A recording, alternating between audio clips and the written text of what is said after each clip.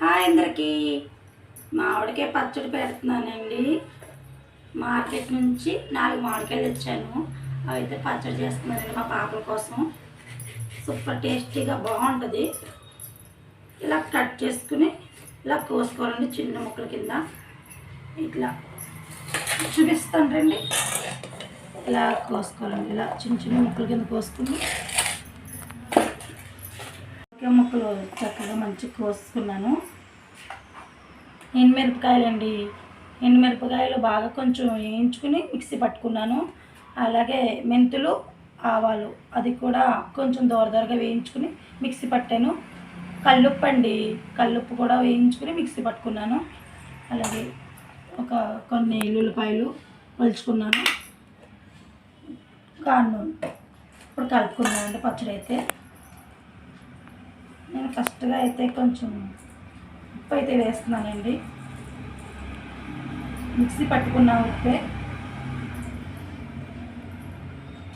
కారం మనం మిక్సీలో ఆడేనండి, వేయించుకుని ఆడాను, ఇది సరిపోద్ది.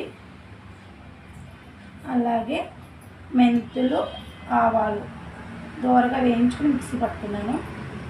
అది కూడా కొంచెం వేసుకుందాం. కూడా వేసేసుకుందాం.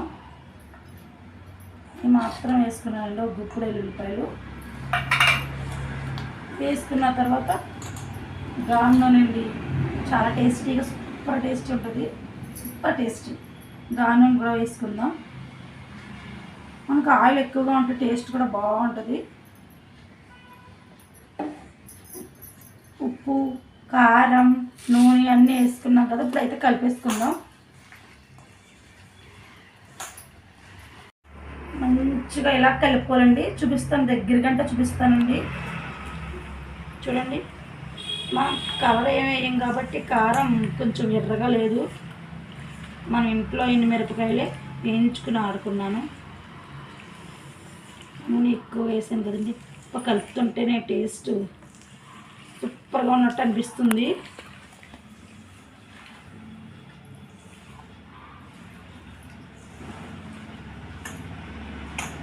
కలపడం అయిపోయిందండి.